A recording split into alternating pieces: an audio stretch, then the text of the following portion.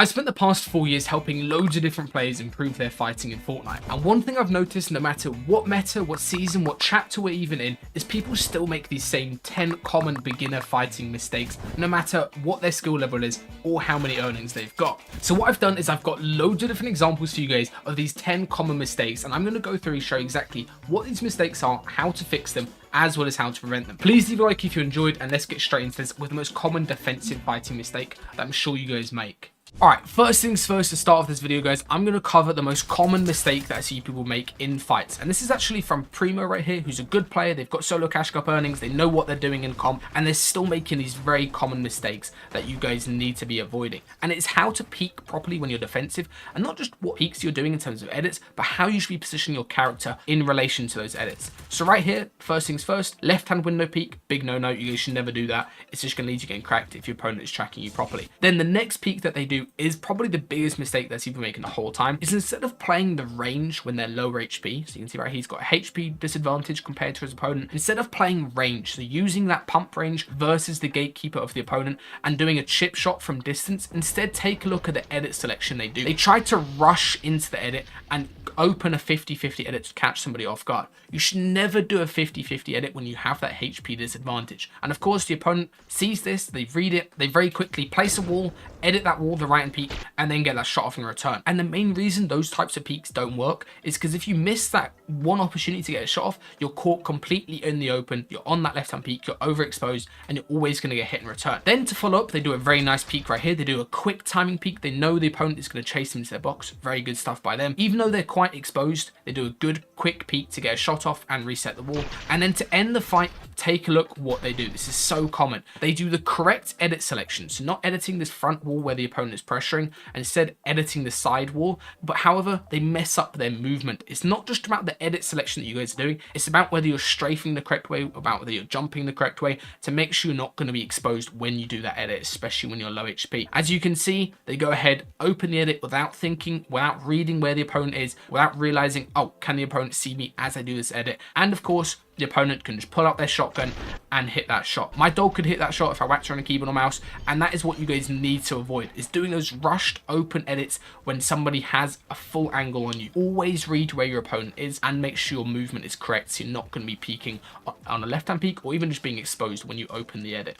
One of the most common fighting mistakes I see people making is in a situation just like this. They've got the opponent full box, they have a massive advantage on the opponent, however they play the end of the fight wrong, and they also play what they do after they win the fight completely wrong as well. So they get that 100 tag right there, they've got the piece control. What should you guys do in this situation? What should be your primary objective in this goal? And it's not to end the fight as quick as possible, contrary to what a lot of people believe. The key issue with that, if you try to end the fight as quick as possible, like Young Thug does here, is he ends up running in on, not the best peak, he doesn't know where his opponent is, and at least the opponent hitting a shot back on you in return. And of course, he's ended the fight nice and quick, but he's wasted all the heals that he potentially gained from that height by getting hit, as well as he's left himself vulnerable to third party. Whenever you guys end a fight, always get the muscle memory built up to make space in brick or metal. So you're going to get mats from the kill anyway, especially if you're later in the game like this. You can see he gets loads of mats, he gets cat mats, but he doesn't focus on making space. Instead, he gets greedy, gets focused on the loot, and that leads to a third party that knows he's low HP, running over, grabbing his floor, and he wastes an entire game. Guys, being good at fighting isn't just about winning your fights as quick as possible. It's about doing good edit selections, knowing the basics of how not to trade damage,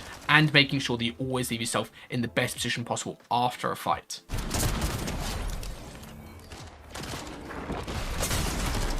One of the biggest and most common mistakes that I see people making in defensive situations, and leads to them dying pretty much 9 times out of 10, is whenever they're in a single box, they do not create more space. In this situation, when there's somebody directly on your wall, your first reaction should not be just trying to shoot back. It should be making space and then assessing what your opponent is doing. The issue is, as soon as you let them smack your wall once, they already have a massive advantage, because no longer can you now edit safely and get a shot off and get a counter pump, since they can just instantly take the wall back, and then you're going to die because you've got no space to work with. As you can see, the opponent takes the wall, and then you're basically just fully stuck in that one box, getting pressured, and you're always going to go down in that situation. What you should do instead is, whenever somebody starts fighting you or you get hit to low HP, it's just follow this exact same principle right here, which is building 3 interconnected boxes in an L shape just like this. This means that no matter which wall somebody gets on, you've always got another box that you can move into to back up safely. It allows you to get your heals off, as well as allows you to safely go for counter damage rather than just relying on holding a single wall. If you guys just rely on holding walls whenever somebody's pressuring you or fighting you, you're going to be going down every single day of the week, and you won't be able to get good counter shots off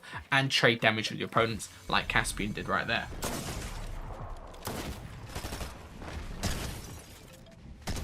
Alright, our fourth most common mistake that I see people making the whole time in fights is just having bad awareness, and this normally comes from being tunnel visioned. I'm sure you guys have experienced this in a tournament where you get awareness checked from nowhere because you're tunnel visioned on trying to get shots off on a player, or you're focusing on just one player. Always remember, whenever you go for a shot on somebody, even if you hit it or not, or if you just make noise on the map, like use a nitro barrel for example, other players in the area are going to know this. You need to make sure whenever you're rotating, whenever you're leaving a box or leaving a bush for example, you're always doing 360s and you're not tunnel visioning, trying to go for shots on people multiple times. This player right there, they get immediately awareness checked after going for that shot and missing it, and that leads to them wasting this entire game and not qualifying for the cash cup. This is one of the easiest ways you guys can improve at fighting, is whenever you're in a situation where you're low HP and you need to get heals off, or basically whenever you have a little bit of downtime during a fight, what should you be doing? And the key thing to always remember is to track your opponent. Use visual audio where the footsteps are located, use the actual audio coming into your headphones so you can figure out what layer they're on, as well as use your screen information. Look where your opponent is. Don't ever get caught in a situation like this where you're not tracking where your opponent is. You're not looking, what are they holding a pickaxe out? Are they holding out nitro splashes to run in? Are they holding an SMG out to spray straight in? Track what the opponent is doing so you don't ever get caught out by this opponent's play, which is running in your box with SMG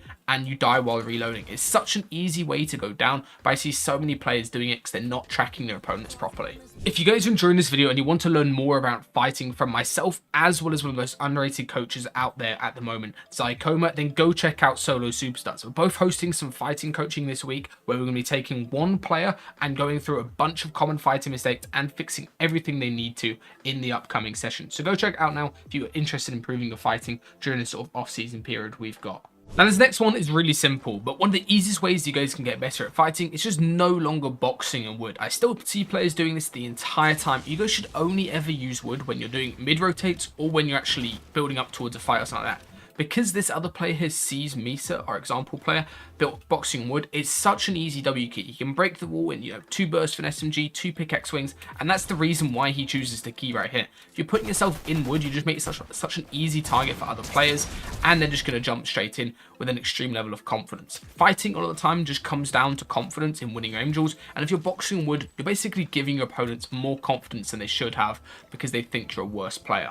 Always avoid it. Now this next one is extremely important and it's slightly different compared to all of our previous fighting mistakes, and it is knowing when to disengage from a fight. And as a general rule of thumb guys, if your fight is taking more than 20 to 25 seconds to end, so when you start W-king someone to when you can actually kill them, or if you're on the defensive and the opponent is just playing like this, sometimes it is completely okay to disengage, and you do not need to win every single fight that you get into. Especially when you and your opponent are quite equally matched in skill, what you'll end up finding happening is that one of you just burn through all of your heals and mats and you just grief each other completely, and it won't even be worth getting that kill at the end because you'll be so shambles afterwards. Instead of doing things like this, which is attract third parties, knowing that it's okay to disengage from fights is really, really worthwhile. It means that you can refarm your mats, you can look for a kill on somebody else elsewhere, as well as it's going to mean that you don't completely grief yourself just fighting in the middle of zone when everybody else is looking at you, which is exactly what happens here.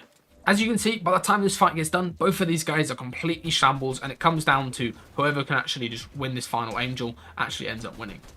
Now this next common fighting mistake is one I see people doing the entire time, and it's first of all just not knowing where is a good place to take a fight. And as a general rule of thumb, you never want to be fighting on the congested side of zone or in a spot where a lot of players are going to be rotating into. And this spot they're fighting in here, where they're trying to third party this other team, 2 players fighting, already is on congested side of zone, right? So you can see this edge zone is pulling all these other players on the north hand side into this spot. It's going to become very busy. There's a lot of nitro rings that lead into this area, as well as this is a good area where people tend to refarm and get cactus and things like that. So it's just automatically very busy, and they're choosing to third party a fight where there's already 2 players involved, which isn't necessarily the best play in this case. Then the second mistake I see a lot of people making in these type of situations, or just in general, is not knowing how to close out a fight and having bad movement when doing so. So already you can see this guy's movement is really stiff. He doesn't really know how to actually stop this player from getting up onto height. He just sort of lets the guy go up on height. And then when it comes to closing out the fight, take a look what they do. They get the wall, they get the centerpiece,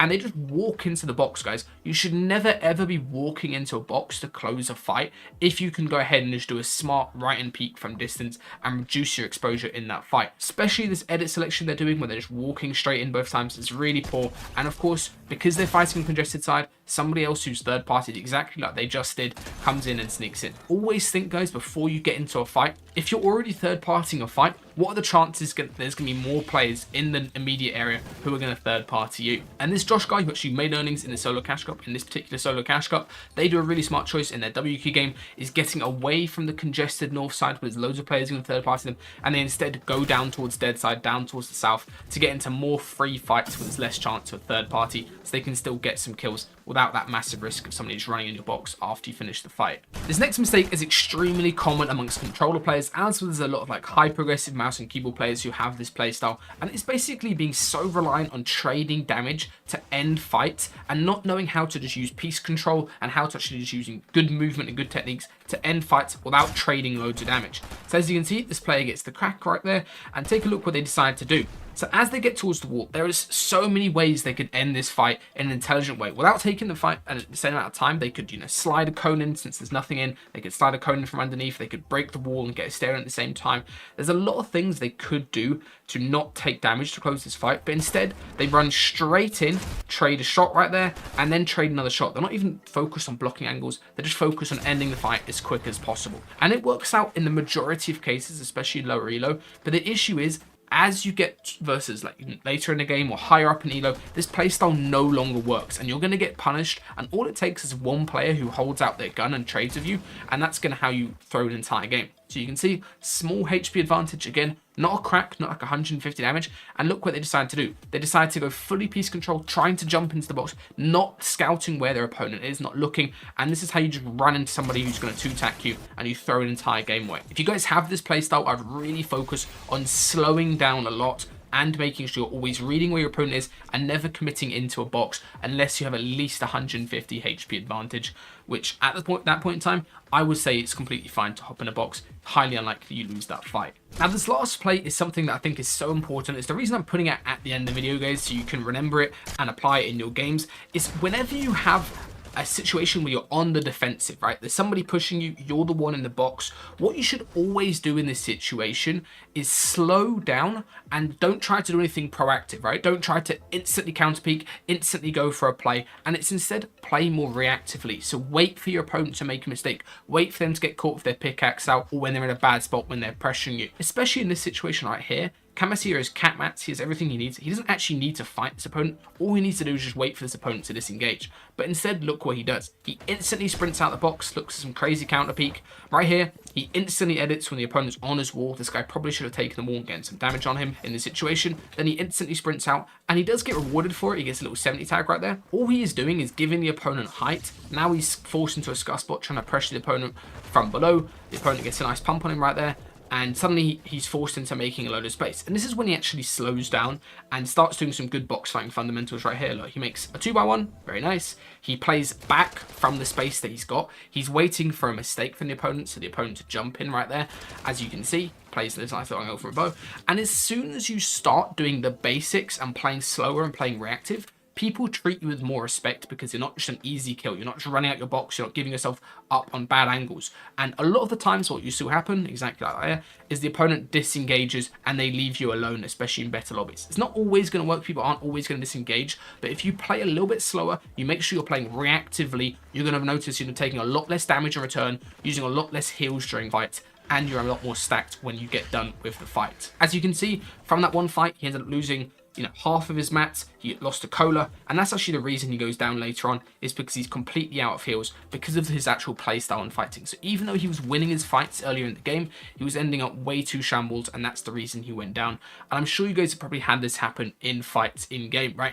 You're winning fights, but you're not winning them in the correct way, and that leads to you being shambles later on, or at least you getting third parties, and that is how you go down. All right, that's all for this video, guys. If you want to go check out how to qualify for every single solo cash cup, even if you suck at fighting and you don't want to fight a single player, go click on the video on the left. And if you want to learn inside the mind of a player who's a semi-pro with around 1k earnings, then go check out the video on the right. It's really valuable, and there's a lot of things you'll learn if you're at that level.